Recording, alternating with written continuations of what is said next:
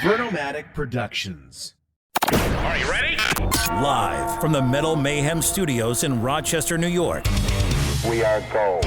We are gold. And heard around the world by metalheads just like you. This is Metal Mayhem ROC. Heavy metal music. Your weekly dose of metal music, interviews, album reviews, news, and more. Want to be part of the show? Send us a message through our website, metalmayhemroc.com, or hit us up on Facebook and Twitter. Search Metal Mayhem ROC. A proud member of the Pantheon podcast team. It's getting nice and heavy. Now, welcome our hosts, John the Vernomatic Verno, and direct from New Jersey, Metal Walt.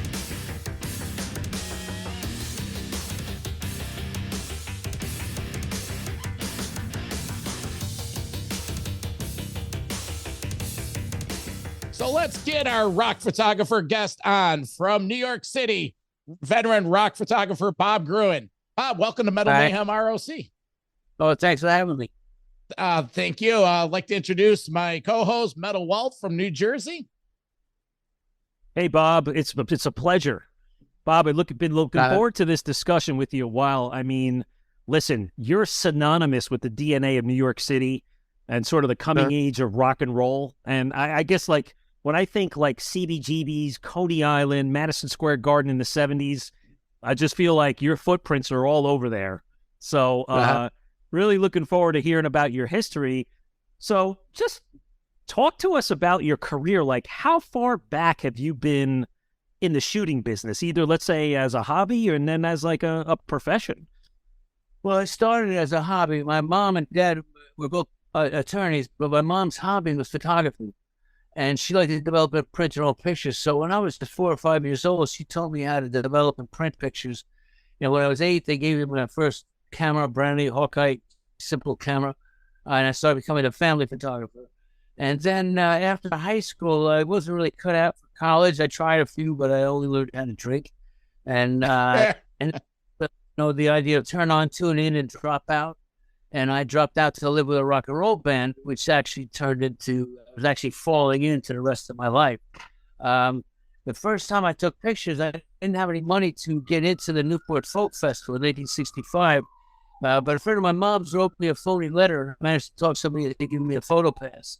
So I was down in the front when Bob Dylan played with an electric guitar band, and that was like a monumental moment in the history. I think a lot of folk people were sort of upset, but I think that Bob Dylan was kind of declaring that folk music, that rock and roll was now the folk music of America.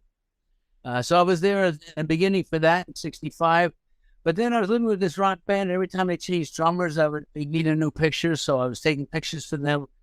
And when they got a deal in like 69, I think they were called the Glitter House. And Bob Crew liked them. He's a famous producer. And they started using my pictures for promotion. And that's when I met my first record company. And I was just getting barely started when I met Ike and Tina Turner. And that's what really kickstarted my career. And I had no idea. I mean, a friend of ours had said that Tina Turner was amazing. We had to go to see her. And we went to see them opening for Sam and Dave. And I remember Tina dancing off with a strobe light flashing. And I was mesmerized. I think Sam and Dave came on the stage, but I was just watching the curtain where Tina disappeared. And they played a couple of shows around New York. So a few days later, in a place called the Honka Monka Room. That's not a name you can make up. The Honka Monka Room. It was a little bar with a linoleum basement floor. It was like your parents', you know, what do you call it, the suburban basement rec room. But I and Tina were playing there, and I had brought my camera. It was the first time I brought my camera to a show that wasn't my friend's band. And I took some pictures there. And then a couple of days later, we went to see Ike and Tina again. And I brought the pictures just to show my friends. But one of my friends pushed me. She saw Ike Turner go from one dressing room to another and pushed me in front of Ike and said, show Ike the pictures. And he stopped and he said, these are great pictures. I'm going to show this to Tina. And he took me in the dressing room. And all of a sudden, Tina Turner was looking at my pictures and liking them. And he introduced me to a record company, and that guy took me to a couple other places, and things just started to snowball from then on. I started doing more and more work with Ike and Tina. Actually traveled with them and made a videotape, which is available as a DVD called Ike and Tina Turner on the Road, 1971-72. And then I met the New York Dolls, and they loved to have videotapes made of them. And I was doing some of that. I made their second album cover for the New York Dolls. And knowing the Dolls at the end, as they were breaking up, this guy Malcolm McLaren came over from England to try to get them to wear some of Malcolm's clothes. And Malcolm kind of ended up managing him for a month or two. But that didn't really work out. So Malcolm went back to England, and he was going to start a band with Sylvain. But actually, I helped Sil and David get a job in Japan, and Malcolm got tired of waiting, so he started the Sex Pistols without him. Excuse me, Bob, before we get to this, he started snowballing, Before we get to the 70s, let's touch on Woodstock. I'm up here in Rochester. You guys are downstate. Woodstock's halfway between. Tell us about what you shoot at Woodstock. It was something in the 60s. I was a major fan of The Who. And anytime The Who played within 100 miles of New York, I bought a ticket, and I went there. And I still remember sitting in my studio in the summer of 1969 and getting the Village Voice, that full-page ad, and there had all these names in it, Janis Joplin and Jimi Hendrix, but right in the middle it said The Who. And I wrote out a check, and I bought 4 tickets to go see The Who. And it turned out there were a lot of other bands. There was a place called Woodstock Festival, but I was the Who fan. And Saturday night I stayed up late and I saw The Who, and they were amazing. It was an amazing experience. I went as a fan. I still really wasn't working in the music business. I didn't have any contacts to send any photos to or even ask for a photo pass. I went as a camper to see The Who, and I had a fantastic time. And I do have a little spot on my website, bobgruen.com. If you look at it, I think under events, I have a little page about the few pictures I took. I took half a dozen pictures of Woodstock. But my experience was a fan who went to see the music and had his mind blown. I got to ask you, what made The Who amazing at that show? If you were a big Who fan, was it after the fact because it was Woodstock? But why were they amazing? The Who were amazing at every show. That night in particular, I remember my wife and her friend came over. They saw Creedence Clearwater. They wanted to see Janis, who I thought was a little under. I see Janis once at the Fillmore, and it was an out-of-body experience. She was so good. I mean, it's just like sometimes you just see somebody, you can't even describe how good it is. But when I saw her at Woodstock, it was a couple of years later. She seemed like she was a bit high. The band was way too professional. I mean, you can get professional musicians who were supposedly good, but they had no feeling. They were playing charts instead of songs, instead of playing with Janis. So anyway, they went back to the camp after that, and I was hanging around waiting for The Who. And then I remember starting getting cold late at night, around midnight, and people were starting bonfires, and then Sly and the Family Stone came on. And I'm not really a person who dances very much. I like to watch. I don't really dance. Mm-hmm. But Sly and the Stone were on. They were so good. It really, and I was so cold. It really got, I remember dancing around some bonfires, really having a good time. And then there was like a long, cold wait, because apparently The Who didn't go on until they got paid. They were the only ones who actually got paid that night. But when they did come on, Dolce had this, kind of with a buckskin suede with a fringe jacket. Mm-hmm. But instead of like 4, 5, 6 inches of fringe, he had like 2 feet, and he looked like an eagle, like soaring around with these fringes following them like wings. And it was just the most powerful, simple, basic rock and roll band. And you see, for me, rock and roll is about the freedom to express your feelings very loudly in public. And they certainly did that. And when they give you the opportunity to scream yay, everybody's screaming yay. Nobody's thinking about paying the rent. That's the kind of freedom I like from rock and roll. The freedom to just yell and not think about anything else. Well, that pivots us into the 70s, and they call it freedom rock. Just, yeah. Oh, there it is. Some of these Who pictures. Any comment on any of these? Keith Moon, after that was 69, and when I saw him, I was still just a fan. And around 71 or 72, I met the woman, going blank on her name, who was the representative in America for the track records for The Who, Vicky Wickham. And so I got more connected with them. I think it was Vicky connected with the woman I worked with at Buddha Records, Nancy Lewis, when Sean and I were playing at Carnegie Hall. They brought Keith to be the MC. He was a big fan of Sean and I. The picture on the right, where he's in a wig and a silver dress, that's how he dressed to introduce Sean and I. Okay. He was quite a character. That's when I got to meet him outside of the Who band, and I got to know him a bit better when he was working with Sean and I. And then after that, whenever they came to New York, I would hook up with Keith, and we generally have a lot of drinks together. He was quite a party guy. Why did he get dressed up? Was it why Sha-Na-Na? I know Sha-Na-Na had a thing about them. Why Sha-Na-Na? Sha-Na-Na was a great old rock and roll band, and Keith was a big fan of it. And Keith, like many English people, thought it was very funny to dress up as a woman. And what's funny is that in England, when they dress up like women, they generally look like their aunt or some dowdy old lady. They don't dress in America. When a guy dresses up like a woman, he generally tries to look as elegant and beautiful. But in England, they don't go for elegant or beautiful. They go for like your aunt, No, but yeah, he was doing it as a joke. I think he wasn't, doing it as a lifestyle as they do nowadays. When we were looking at these photos, I was like, these are very, telling of his personality, right? He's just having a good time. He's kind of pretending he's choking Pete. And then, of course, the infamous Who trashed the stage at the end. And then I had to do a double take and say, who is that he's kissing? Tiny Tim? I think that after he trashed the stage there, Pete was giving Keith some guitars to smash. And he smashed about two. And then instead of another guitar, he went to smash Pete. And that's why he's choking him there. They are just kidding around. It was not an actual fight. Up on the right was a very surprised, it's not Meatloaf, what's his name? The drummer. I think it was Leslie West. Leslie West, yes, that's who it is. And Keith came into the party and saw Leslie, and I was like, hey, Keith, how you doing? Keith just grabbed him and gave him that big kiss.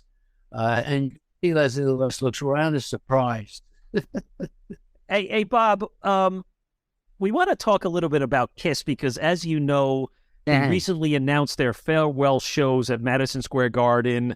And it's amazing that, near 50 years from the date you took this photograph, they're going to be ending their career at Madison Square Garden. So we want to cover off on a lot of the Kiss stuff. And there's some amazing photos here, but how did you get involved with Kiss? Was it back to the Wicked Lester days? And there's reports at this particular show that Gene's hair went on fire. What can you tell us from that night? That was actually very dramatic. I didn't know them in the Wicked Lester days. I did a lot of work with Buddha Records. They had signed to Buddha, or Casablanca was the same company. Neil Bogart was the president. And I actually knew Bill Cooley and Joyce Biowitz, who were the managers of Kiss.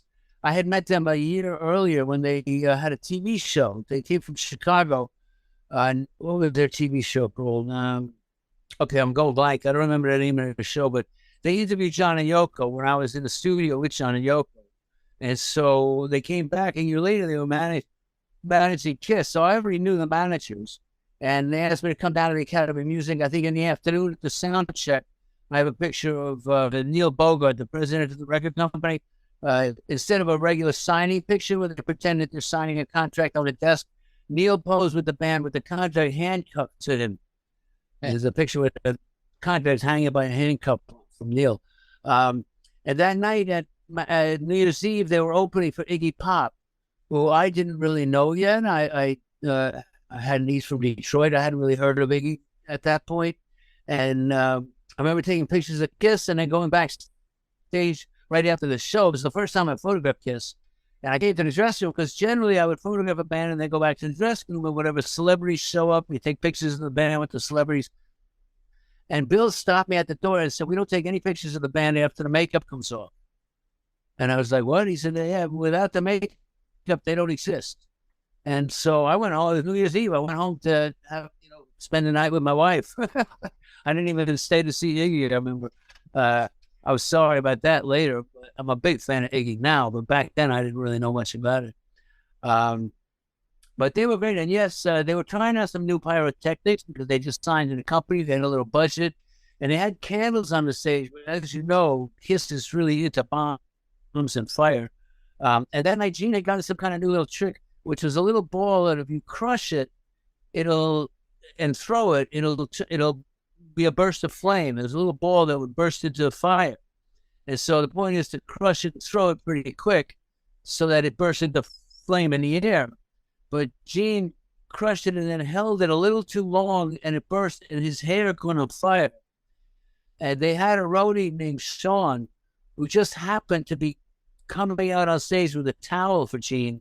And when he saw the flames, he put the towel over Gene's head and put the flames out almost immediately. I was really surprised how fast Sean got there. And later, actually, Sean tried to tell me he read minds and he saw the future. Although he finally fessed up later and admitted that that was just joking with me. But for 20 years, I believed that until he finally came back and told me to shoot that he just happened to be coming out with a towel. Now, the ball, since he'd held it too long, it was already in flames, and he threw it rather quickly, and it hit somebody in the audience in the face. The kid got kind of burned and came backstage, and they were going to call an ambulance for him, and he refused to leave because he said he loved Kiss. He didn't want to miss the show. Wow. Never pressed charges or anything. He was just a huge fan, and he was even though he was burned, he was happy to be part of the show. Kiss fans are really extreme. Was that Sean Delaney? Yes. Yeah, he was their road manager and stylist, kind of their choreographer. Sean was an amazing guy, and there's no credit for being part of the band. Yeah. So, Bob, go ahead, Bob. 2 days in a row, October 25th and 26th. The what? October 25th and October 26th, 1974. I noticed this. We were looking at your website, and, here's the Capitol Theater. And the next day, we, of course, will get on to the next slide. But what's going on here? Is this, staged? Is this just the band being goofy, or is this, real stuff? 100% staged. I was making a comic book for Cream magazine, what they call a photo novella, which is a comic book made out of pictures. It's a 2-page story where Kiss finds out that it was John Denver was supposed to play a concert, which they cleverly disguised by calling him John Cleveland. And they felt that the world was rotting because of such mediocre, banal music, and that they had to save the world with rock and roll. And they put up a whole bunch of fake John Cleveland concert posters, and instead Kiss comes out and saves the world, and they're rewarded with an orgy backstage afterwards. We had no budget and very little plan. I didn't have even a drawing. I just had a basic idea. And I didn't know how I was going to get a bunch of girls to go in and have an orgy with Kiss. And so I was actually at the theater while the show was going on, and what I did was I watched in the front of the audience to see which girls were excited the most. There was like a group of 2 different groups of girls who were really screaming and obviously fans of Kiss. And I went over, and as soon as the show ended, I said, look, I can bring you backstage if you'll pose for a picture with the band for me. And about a dozen of the girls agreed, but there's no door in the Capitol Theater from the auditorium to the backstage. In order to get backstage, you either go over the stage or you have to go outside and around to the back door. And when we got, and I was saying, follow me, and I'm bringing all these girls outside and around, and about half of them flaked out, said, I'm not leaving you the theater, we're not going outside. So about 5 of them followed me outside around the theater. Now, the 2 girls on the right, in the left-hand picture where Ace has his face up, you'll see 2 girls. One's got light-colored pants on her.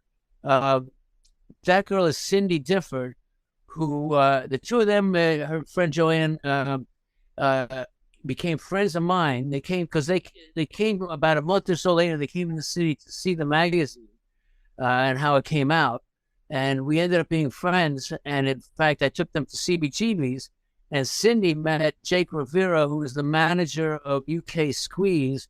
And when they came back the next time, she met Chris Difford, who was the guy who wrote all the songs for Squeeze. And Cindy and Chris got married, and Cindy had 2 kids with Chris. And then, of course, Chris wrote those songs about cheating, and the one he was cheating on was Cindy. Oh, my God. He cheated on her. They'd have a big blowout. He'd get so depressed that he'd write a million-selling hit single. And in the end, he got the house and the kids. Tempted. That was the song, Tempted. Yeah, John. the other girls in the picture, interestingly enough, the girl with Gene and the girl with Peter. Peter is with Lydia, who is his wife, and Gene is with the girl who was his girlfriend. I think that Paul and Ace were with the girls I brought backstage. Was Lydia and Peter married at that time? Or I'm not sure when they actually got married, but I know that that's the girl he did marry. Yeah. After they broke up, Lydia became my bookkeeper, actually. She was studying bookkeeping. Before we get to the next Dress to Kill session, I have a question about this. Were these the pictures, the shots that ended up on the back cover of Hotter Than Hell? That there's some orgy scenes on there, or just? I don't think so. I don't think these were in the album cover, actually. What's interesting, a couple of things. One, first of all, we call this Kiss Orgy. And for some reason, Kiss Orgy seems to get more hits on my website than any other picture. I guess people search for that kind of thing, you know. Now, this was interesting. This is more of the comic book section because they were in the subway dressed in the suits and ties that you see on the right, the Dress to Kill picture. They were in the subway. Theoretically, that was in their secret identity. As if, even though, because of the face, it's like Superman. When you put on a suit and tie, nobody knows he's Superman. With a suit and tie, nobody knows this is Kiss, was the theory. And as we came out of the subway, I said, why don't you just stand over by the lamppost? Let's take a couple of pictures. We had no thought that it was going to be an album cover. It was really just part of this comic book. And then we went back out, and while we were in the subway, we took one picture where they're going into the phone booth, pulling off their coats and ties. And then we actually went to a different subway because I didn't want the picture to go backwards in the page. I wanted them to run into a phone booth and then run out in the same direction so that they weren't running back towards themselves. So the first one is on 23rd Street, and the second one was actually on 14th Street. And when we came out in the subway, there was a Blondie stone bar there, so we took some pictures on the sidewalk there. It's kind of funny. There is a picture, I think it floats around the internet, of Gene in the back of I think we had a Toyota station wagon, and he's crammed into the back luggage compartment in the station wagon. It was kind of a fun day. And I do remember after the first session where they were in the suits, by the way, if you look at the suit, Gene is wearing my suit, which is why it's 3 sizes too small for him. And he's wearing my wife's clogs, which is why his feet look like a monster. He looks like he's got hoofs instead of feet. Wow. Little known facts. Amazing. Ace is also wearing my suit and my shoes. And if I had known how much they're worth, I never would have given those shoes away to Goodwill 40 years ago. Yeah, right? Who would have known? I remember they were white shoes. They had a stain on them, and I wasn't going to wear them, so I gave them away. Before rock and roll was a lot of money. You know how many hours and hours I viewed at that picture, and you know it's cool to hear. People around the world say they were inspired by the picture. It's kind of funny to me. I was in an exhibit about 4 years ago in it was the Buenos Aires in Argentina, and then I had an exhibit on Mar del Plata where we drove from Buenos Aires all the way to the coast. It was a 6-hour drive, basically through the Argentine desert. And in the middle of the drive, we stopped at a gas station, and there were some hairy kids there wearing Kiss T-shirts. And after a little while, they recognized me, and I started talking to them. They were a Kiss tribute band in Argentina. And they were going their way home from a gig, and there's Kiss tribute bands all over the world, and they all love this picture. It's really amazing. Bob, maybe you could answer this question. I've noticed this for years. Why does Paul Stanley always raise his right leg, his right foot, when he takes pictures like that? As you said it, and I noticed he does stand like that. I have no idea why. That's the question for when you interview Paul. Well, we got Paul later this week, so I'll ask him that. Oh, really? No, I'm only kidding. I'm only kidding. If you got a connection, we'll talk after we get done taping. But I've noticed that for years, and if you, do a little research, you'll see. I don't know why. He does it a lot. Maybe that's the way he likes to lean into the picture or something. Yeah. So, Bob, this Japan trip 77, there's some good ones there, and I think these are the best ones. I mean, there's the band in Kyoto, and then John and I are cracking up how we're like Gene on the throne and Ace double-fisted, you know. Perfect candid shots. It was a lot of fun being in Japan with them. I remember before we went, because they're very nervous about anybody taking pictures of them without makeup, and I talked to Bill about it and how to control it. But as it turned out, when we were in Japan, their touring party was about 35 or 40 people, because we had myself as I was the only photographer, but there was some managers and publicists. There were 10 journalists that were traveling with us. And then each band member has their own handler to keep them from toppling off their shoes. And there was stylists. And so there was like so many Western people, all without makeup, that even the Japanese who saw our group didn't know which ones were the band. Because without the makeup, they looked like roadies, you can't really tell them the difference. So, but I had gone to Japan originally in 1974 with Yoko Ono. So I had an introduction to the country, and then I came back in 75 with the New York Dolls, and later that year or the next year with the Bay City Rollers.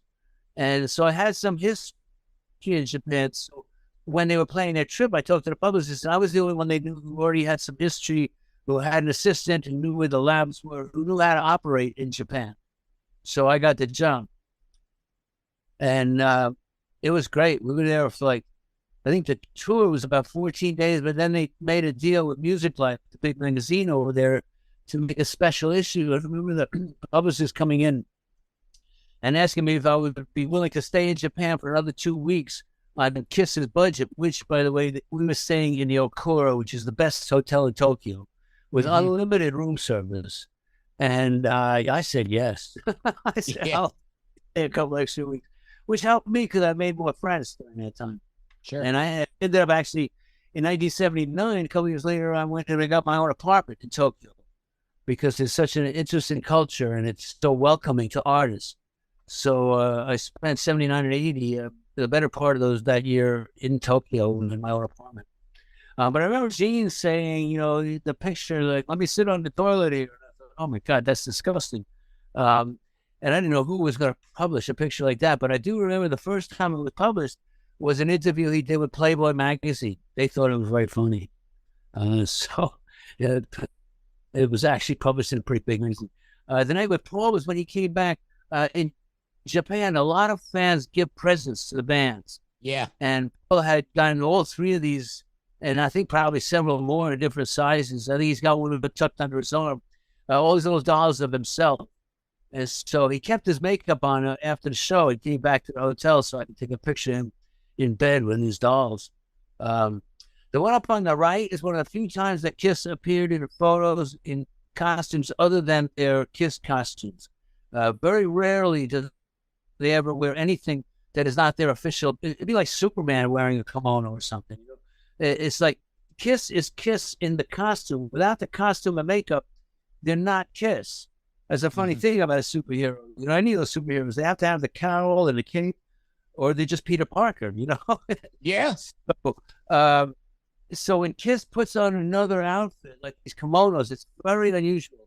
I actually have a picture of Gene twice. I did a cover for a Japanese magazine called Tokyo Journal. And the cover is a picture of Gene with a samurai sword where he's wearing a kimono.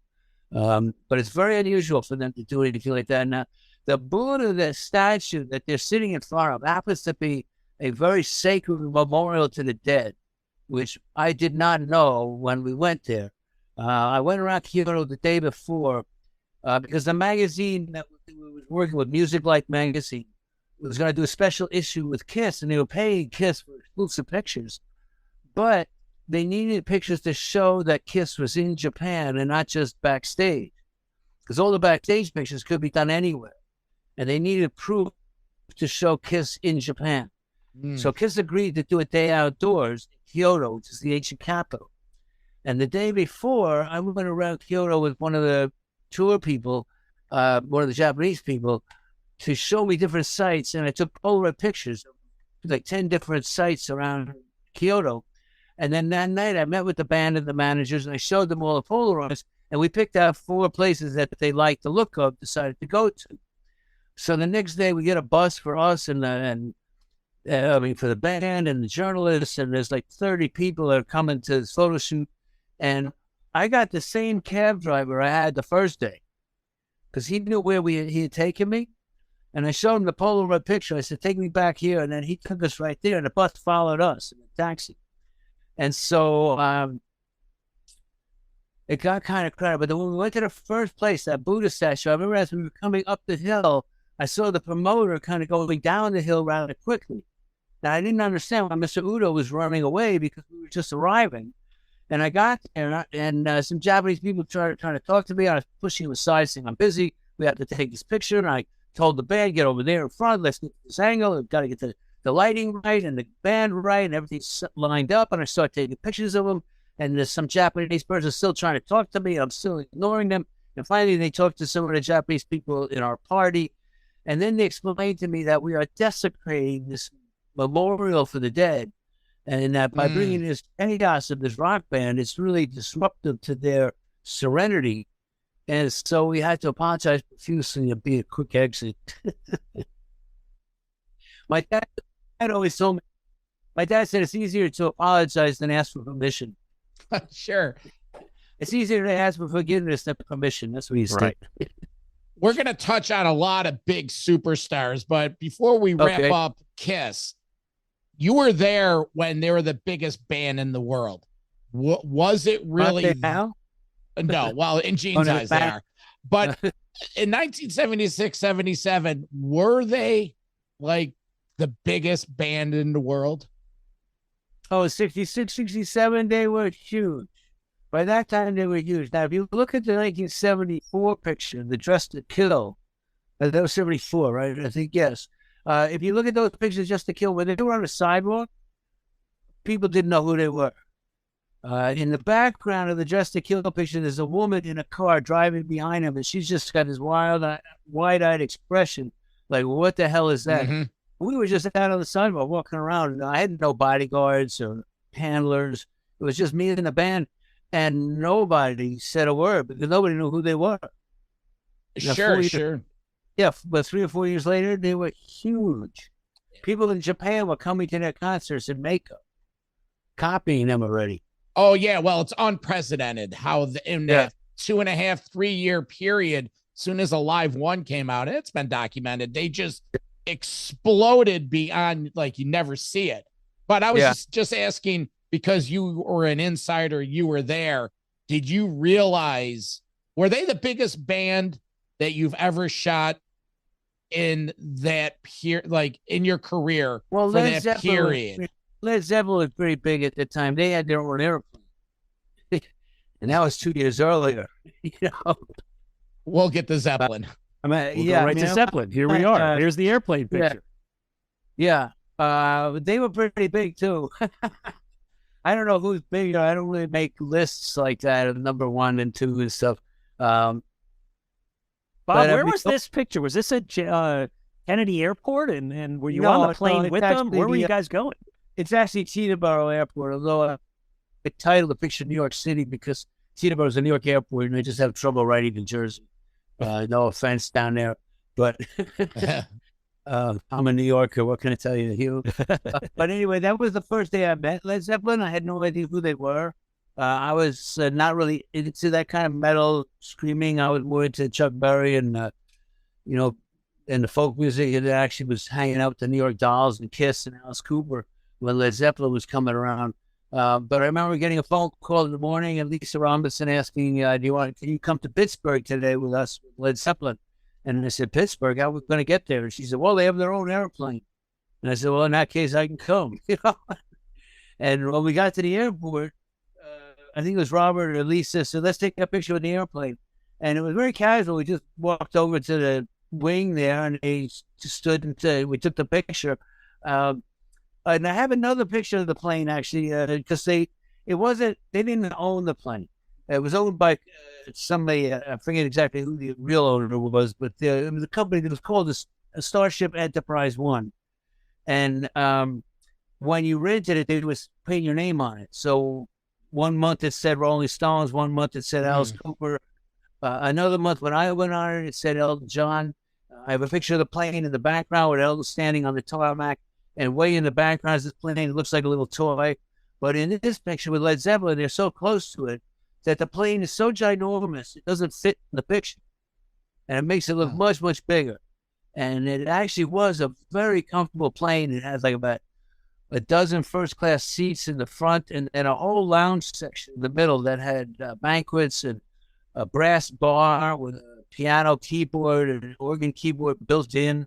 And then in the back, there were 2 bedrooms, one of which had an electric fireplace. It was a pretty nice plane as planes go. Fireplace on a plane? Well, an electric fireplace. It looked like fire. It makes sense this is probably Teterboro, because you would think if it was JFK or LaGuardia, there would be no chance you're out on the tarmac. But right. That's the fun part about a private plane, is that you drive right up to the plane. Yeah. And a place like Teterboro, they don't have a big security. So, Bob, these pictures, I love these pictures because they're taken at the Four Seasons Hotel. You got Peter Grant in there, and then a lot of pictures of Robert in this photo session. But I noticed, like, Jimmy's not in a lot of them. So what was this day? Was this a photo shoot for a tour? There was a different session. It might have been around the same day, but there's a different session. I remember Jimmy was in pink. So we did a bunch of photos in his room as well. There might be some on my website. I'm not sure. I just remember there was something pink about it. But Lisa Robinson and I went out to lunch with Robert. And so we met him at the hotel, and I took some pictures of him, fluffing up. And then we went to the restaurant on 59th Street, I think, an Indian restaurant. It was really nice. What was this? Was this like a shoot for an album, Eventual Media, or was this a tour? I worked up with Lisa Robinson for Rock Scene magazine.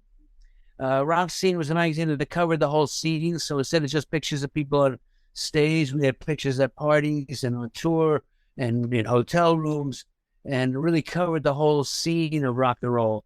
And so this was basically something we did for Rock Scene.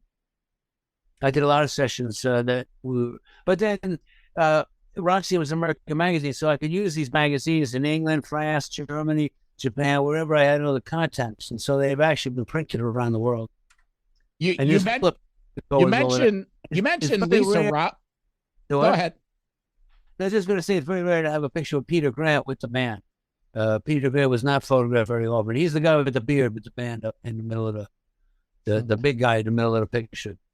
He also at the beginning of the Zeppelin movie, he's in there. But you mentioned he was a rather brutal guy. The first day I met the band, we were waiting out for the hotel to get a limos to go to the airport.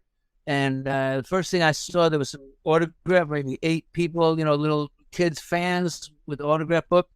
And Peter and his sidekick, Richard,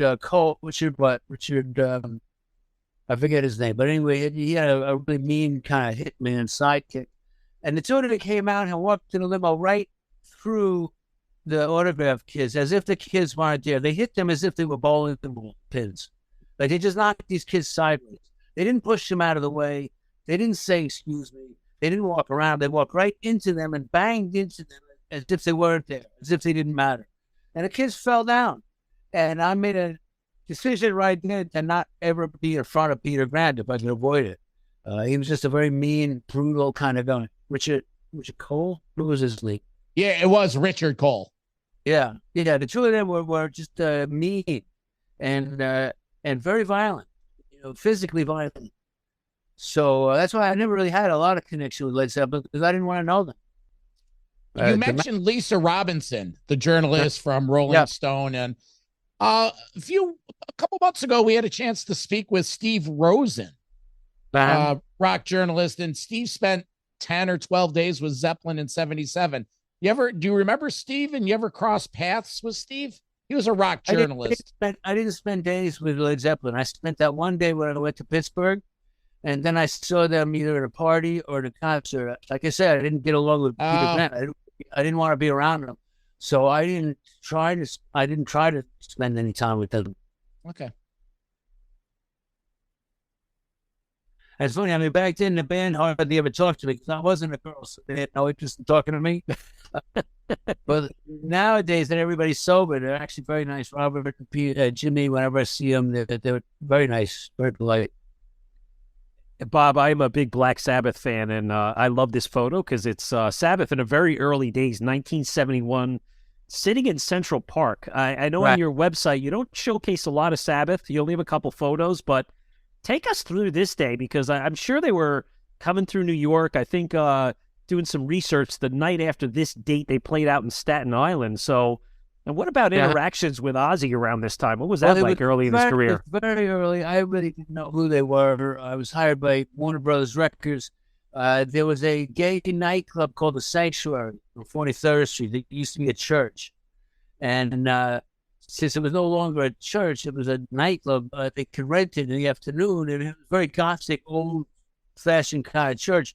So the Gothic aspect of the design really appealed to the record company to have the band there, Black Sabbath band. So that's where the press conference was. And I remember we took some pictures on the roof after that. And then they just left the band with me. I think maybe we might have had a car, or we walked up to Central Park. And nobody knew who they were. There was a brand new band, and nobody in New York had ever heard of them. And it was a very nice day, nice kids from England, first time in New York, I think. And very agreeable. I just sit there and they just look at me. It was a very simple session. And I didn't really get to know Ozzy until many years later when we went to Russia for the 89, I think. I went on the MTV trip to Russia.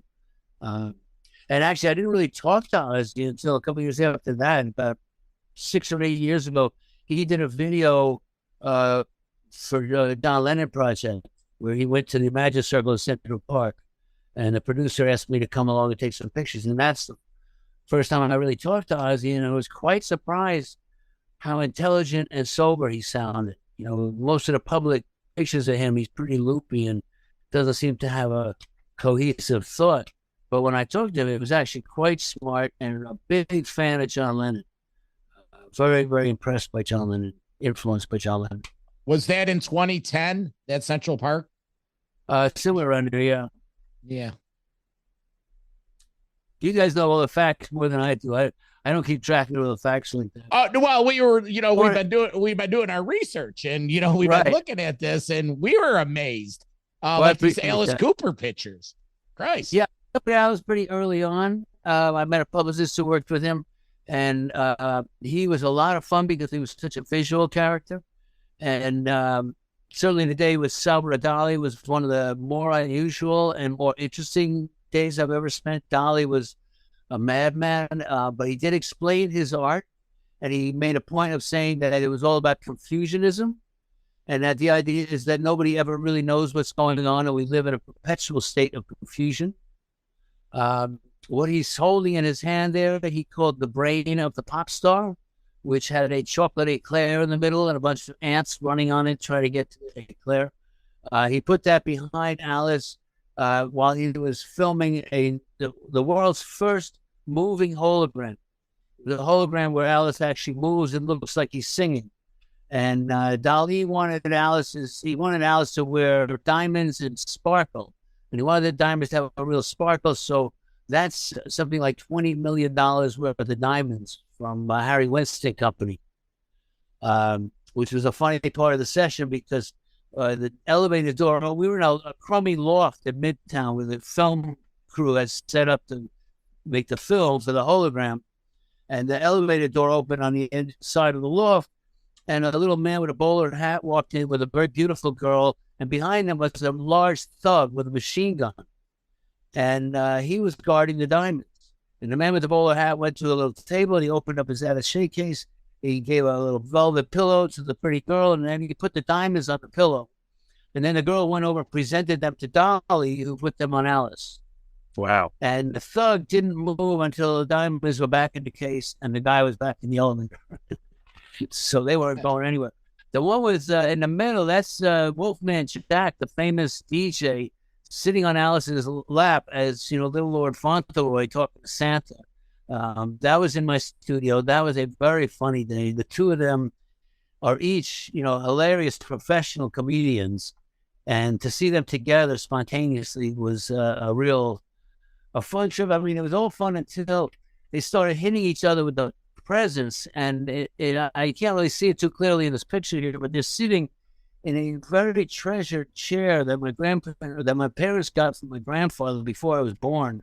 And it's an elaborate kind of throne chair.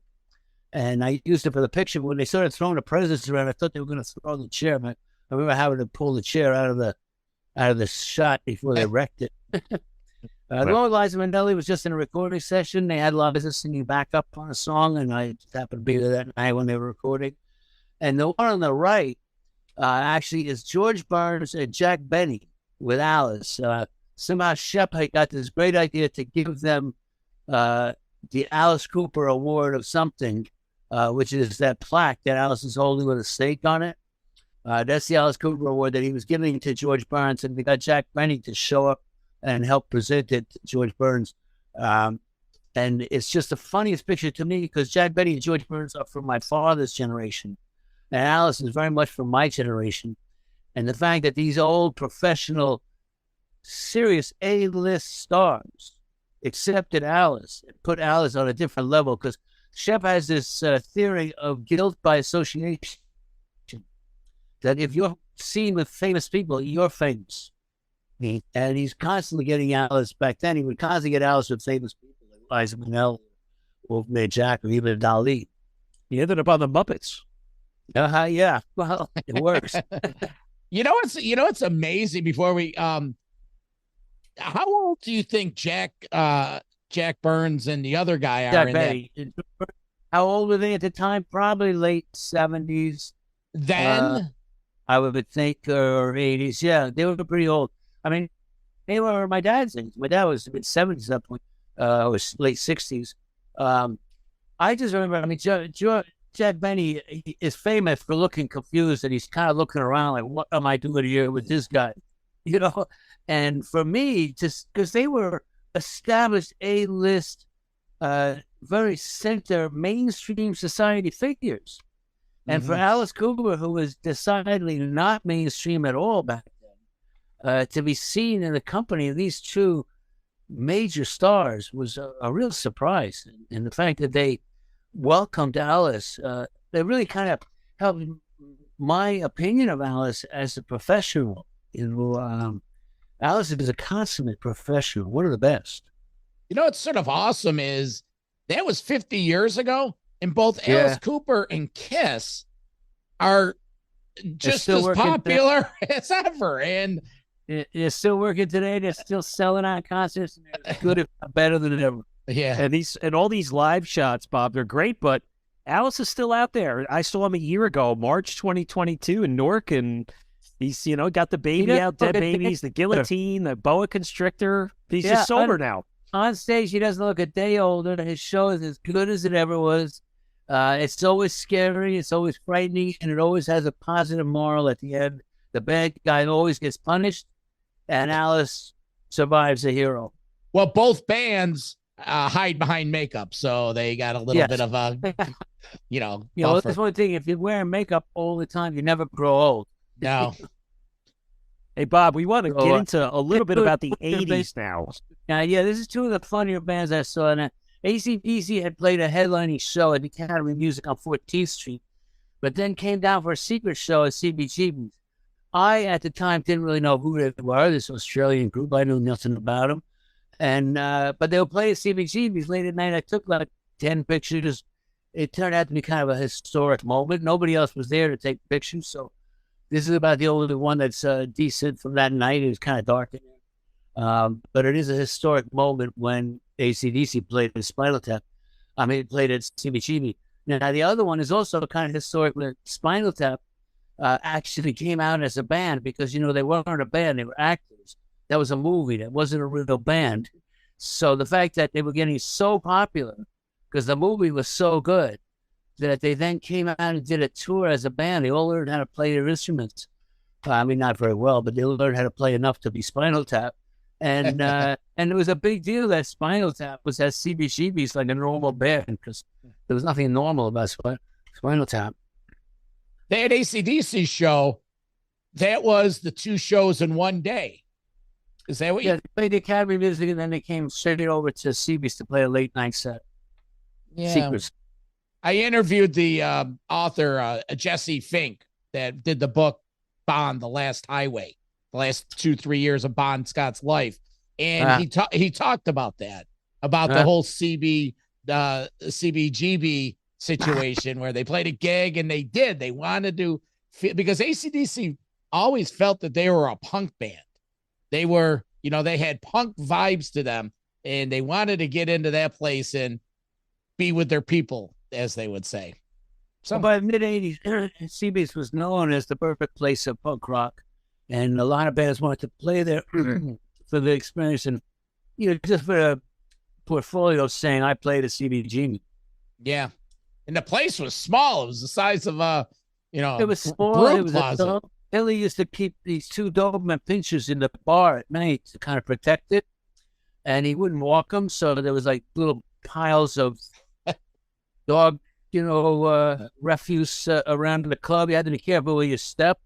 But Japanese bands who had heard about CBGBs would come to New York, and he would take a limo to CBGB for their big night in the famous club. And when they came out of the limo and they looked at this dump, they couldn't believe the condition of the club. That it was not fancy, nothing fancy about CBGB. And now it's a bougie place. I mean, it's John Barbados' store, and I've been in there just to window shop, and it's kind of funny now. It's a bougie place. Yeah, you have to kind of window shop because it's too expensive to buy anything. Yeah.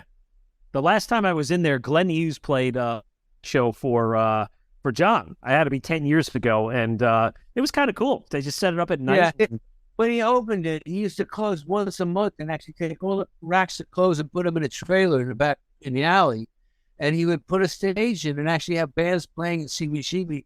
And the building is an old wooden building, so the acoustics are really amazing. It helps the bands really sounded great in there. And John is a big music fan, so when he had the store, he used to bring in bands all the time, and we had some really good bands. I remember Jacob Dylan played there, and some English bands, and Kiss played there one time when they were doing an advertisement for John. So he had a bunch of different bands playing really cool shows again in the 2000s. But then a few years ago, John sold his company. It's his name, but it's not him anymore. He has really nothing to do with it. And so they haven't been doing the CBGB shows like they used to. Yeah. He was a card. So we were fact checking. This was right around the time he left Van Halen. Maybe he didn't announce it formally, but he started the Crazy from the Heat EP, and shortly after that, Sammy came in. So talk about this shot or your experiences with Dave. Well, I think this was when I met him. He did an interview with Lisa Robinson in the 80s. There was a TV show called Night Flight. And Lisa did a series of interviews with a lot of great people. I remember Keith Richard and Mick Jagger. We did both of them separately for Night Flight, and a lot of other really good people. David Lee Roth was one of the interviewers. And those shows, by the way, Night Flight is all online streaming right now. If you Google Night Flight, you can get a subscription to watch a whole bunch of great shows, including some of my videos are streaming on Night Flight. But David Lee Roth is a very, very funny guy. That day at the interview, I just took this picture. He's a very charismatic kind of person and a very loud and out there kind of person. So that when you say, let me take a picture, he doesn't just stand there. He gives you a look. Like some people would just sort of stand and look at the camera, but David Lee Roth knows how to make a picture. Hey, when your nickname's Diamond David Lee Roth, you've earned it. What? When your nickname is Diamond David Lee Roth, you've earned it. He's not shy when it comes to a camera. He's sparkly in person. And my favorite night was one night in the 90s and 2000s. Joe Strummer used to come to New York after the Clash, and when he was starting the Methodist, when he would come to New York, he would sleep on my couch very often in the early days. And we would go out drinking all night long. In fact, my wife and I would remind each other, if we went out to dinner with Joe Strummer, we had to bring our sunglasses, because when you walk out of a bar at 8 or 9 in the morning, you need sunglasses. But one night we spent in the limelight having drinks with David Lee Roth, and I just remember between David and there was the MTV VJ, Mark Goodman, and Joe and myself, and it was just nonstop laughing all night. We were just laughing away. One Van Halen question I have for you, and I'll let Lance finish this up. You spent some time with the Sex Pistols, and Noel Monk was the Sex Pistols road manager for the Sex Pistols, who was hired by Warner Brothers. He was kind of in it at odds with Malcolm and the English crew. Noel was kind of trying to keep order, and Malcolm was trying to create chaos. So they had kind of different goals. But Noel had come from Southern California, I think around San Diego, and he said that he was managing his bar band down there, and they were called Van Halen. You're going to hear about him someday. And we all were like, yeah, sure, Noel. We'll hear about your little bar band. And guess what? We did. We heard about him. We're still about him now today. Yeah, it coincides. He was doing. Imagine. Yeah, he's another one. It'll be next week or next month. It'll be a year since we lost Noel Monk. And that book, I got to give it a plug. That book, Running with the Devil, he tells the whole Van Halen story. He started as a road manager, ended up being the tour manager, and he was part of the casualty when David Lee Roth and the band broke up in 1985. Oh, really? Yeah, terrible. Fantastic. And he said, going back to Peter Grant, he got a lot of his know-with-all from Peter Grant with tour merchandise, keeping the scalpers and the bootleggers off the grounds. Because, like you said, Peter Grant, he didn't take any shit. And no, he knew that. So they're my favorites, Van Halen. We could go all day, but I'll let. So, Bob, this is our last slide, and then we have a few other parting comments. But, this kind of wraps up the 80s. This is the Moscow Peace Festival in 89, an infamous day. I remember buying it on pay-per-view and recording it on my VHS tape. Oh, really? Yeah, I mean, Bon Jovi, Skid Row, I think Motley Crue, the Russian band Gorky Park. So talk about your experience here. How did you get invited to this? And the Scorpions. Scorpions, yeah. Yeah, the Scorpions was one I like. They came on from Germany. And also, what was that band? Skid Row from New Jersey was on this tour. I ended up sort of accidentally. I met one of Doc's assistants at a concert in New Jersey. And she told me they were going over this MTV tour. And I was like, wow, that sounds like fun. I'd love to go. And little did I know, 3 years later, they called up and said, okay, Bob, you can come. And I didn't really know any of the New Jersey or any of the heavy metal guys. I wasn't really doing that much in the 80s with them. But I met a lot of them on the plane and got to know them in Moscow. It was quite an eye-opening trip to be in Moscow with the bands.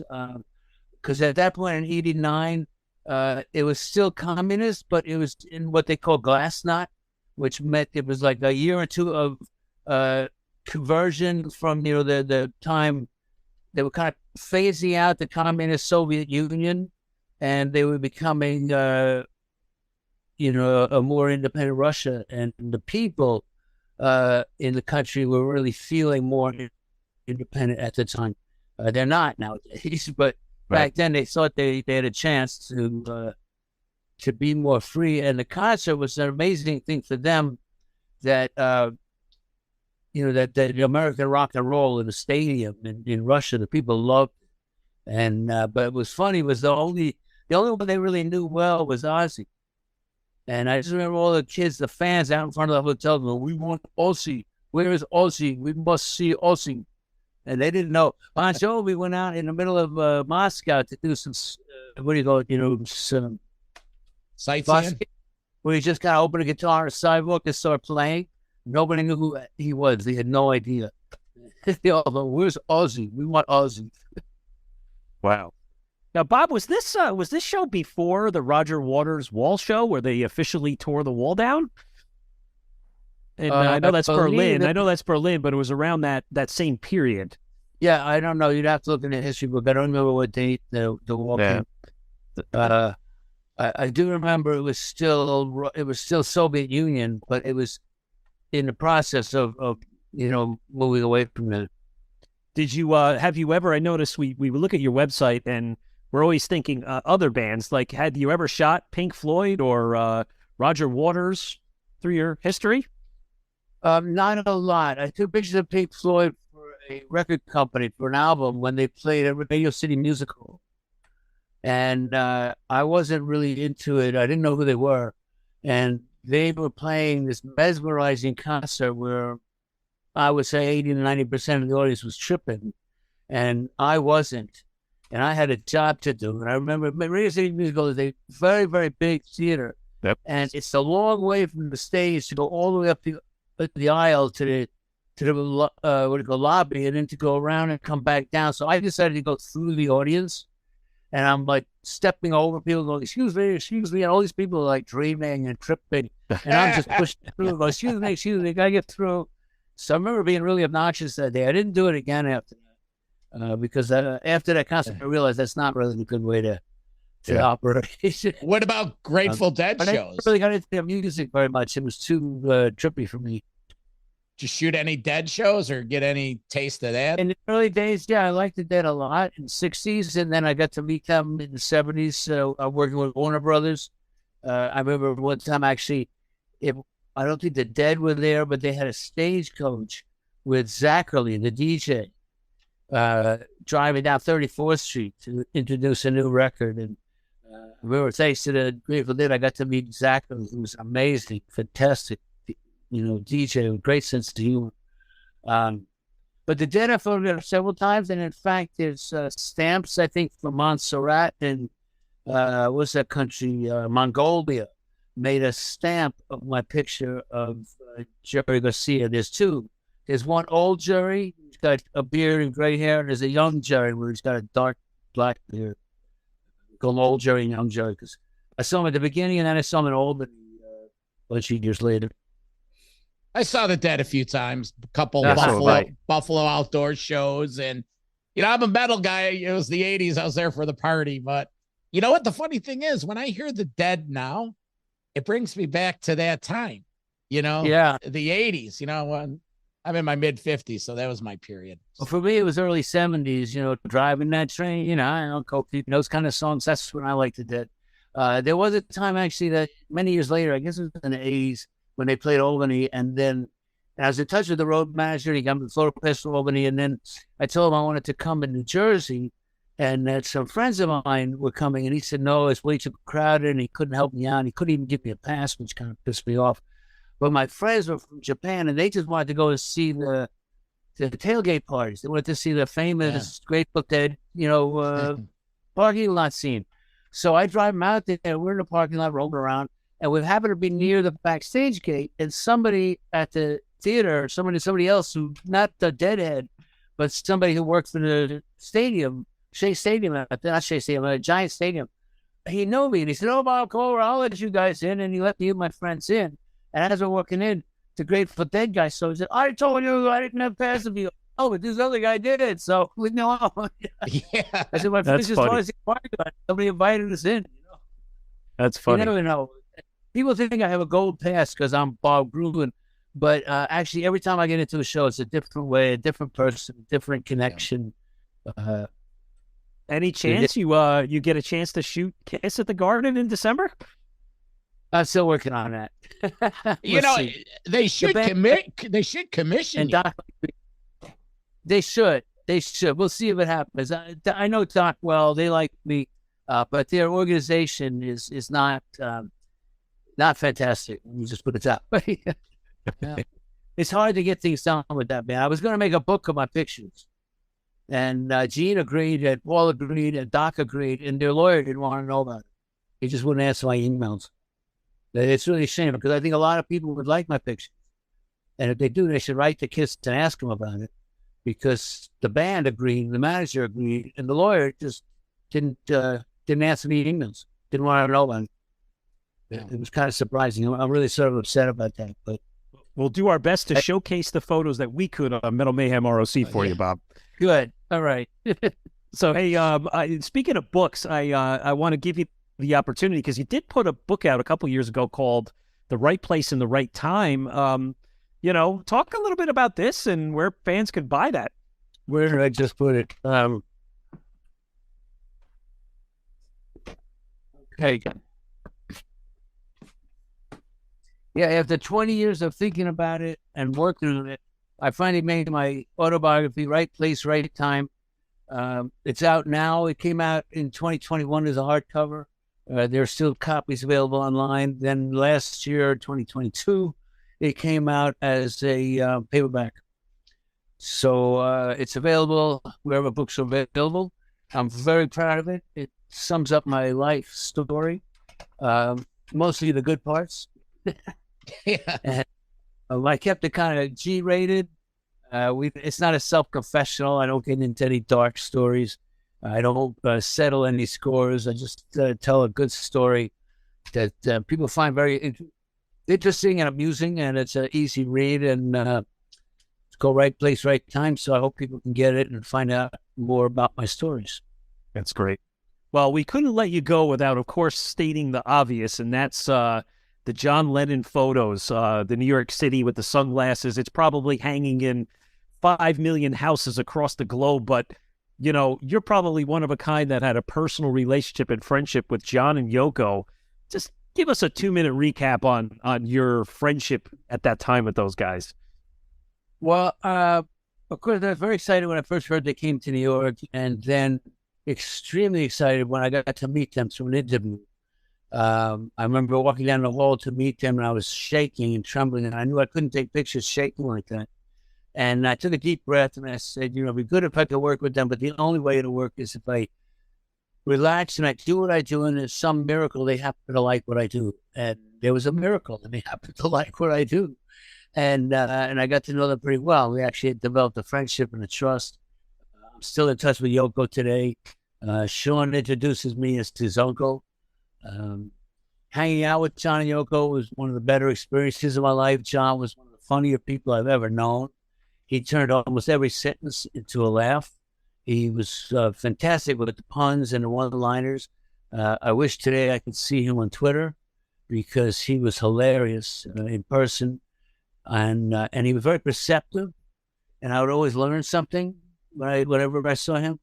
And one of the good things was that he liked to eat well. You know, a lot of musicians are into junk food, but Yoko knew about the macrobiotic in the diet in the 60s. She worked at one of the few restaurants in New York that had a macrobiotic diet, and John learned about that and was eating very healthy most of the time in New York. Except for the first couple of years when we were drinking instead of eating. But then later, he learned how to eat properly. And so it was always fun to go see him. And I actually tried to arrange it so I'd be there around lunch or dinner time till it got to be a joke. We're like, oh, Bob is here. Is it dinner time? Bob, I want to ask you one thing, and I'll let Lance wrap this up, about John Lennon. And through this conversation and research for the show, I just realized, man, right place, right time. Like you said, you didn't set out to be a rock photographer, and just share the story of when you were shooting John Lennon with other photographers. And John Lennon said, you know, I never see the end results of these pictures. How come no one ever shares them with me? I wasn't shooting so much with other photographers. It was the first time I ever saw them in person. I read in the newspapers that they were in New York for a couple of months. And then it was in November. There was a benefit at the Apollo Theater for the families of the prisoners injured in the Attica prison riot. And I knew Aretha Franklin was going to be there, so I went there. And by my complete surprise, as I walked in, I heard the announcer say, ladies and gentlemen, John Lennon and Yoko Ono and the Plastic Ono Band. And I ran down to the front of the stage and was taking some pictures. And they stayed to see Aretha also. And then as they were leaving, a half dozen people were just taking like typical snapshots, we call selfies nowadays, backstage as John and Yoko were waiting for their car. And I took a couple of pictures, and that's when Joe said to the 6 of us or so, people are always taking our pictures like this. We never see these pictures. Whatever happens to these pictures? And I said, well, I live around the corner from you. I'll show you my pictures. And he said, you live around the corner? Well, then slip them under the door. So a few days later, I went by your house. It was literally a half a block from my house on the same street, on Bank Street. And I went over there to their apartment, and I rang the bell because everybody in the neighborhood knew John and Yoko had moved in. It was kind of a wild story. Everybody talked about it. So I went over and I rang the bell, and very much to my surprise, Jerry Rubin answered the door. I wasn't expecting that. That was like out of left field. Like I figured they had an assistant or somebody, but I didn't know it was going to be Jerry Rubin. He happened to be visiting. And John and Yoko were very casual like that. If somebody was visiting, they said, oh, could you open the door for us? So he asked if they were expecting me, and I said, no, I didn't think so. I just was going to leave the envelope for them. And years later, as Yoko and I became friends, she mentioned that who was that guy who came by and didn't want something? So it made a bigger impression not asking for anything than if I had. And I didn't actually meet them until we did an interview about 4 or 5 months later in the spring. Was the first time I actually talked to John and Yoko. And I took some pictures that night of them recording with the Elvis memory. So I was working on a story about the Elvis memory, actually. But then it turned out I was one of the few people who had a picture of them together with the band, and they used one of my pictures for their album cover package. And that's when the first time they invited me over and we started talking. And at the end of that first conversation, Yoko told me they wanted to be friends with me and they wanted me to work with them. And in fact, I'm still in touch with Yoko today. That's awesome, man, because Amazing. There was a time and it would never happen now. And I've thoroughly enjoyed this conversation, and thank you, sir. Thank you. Excellent time. Well, all right. Bob, I'm really glad we got a chance to connect through our mutual connection, and it was enlightening, and you're a plethora of knowledge and great stories, and we're really happy we had you on the show, and we hope to connect with you again down the line. All right. Well, tell people to check out my website, bobgruen.com. I also have an Instagram page and a new book, Right Place, Right Time. Thank you so much. thanks, Okay. man. Best of Thank luck, you. Bob. Thank you. Okay. Yeah.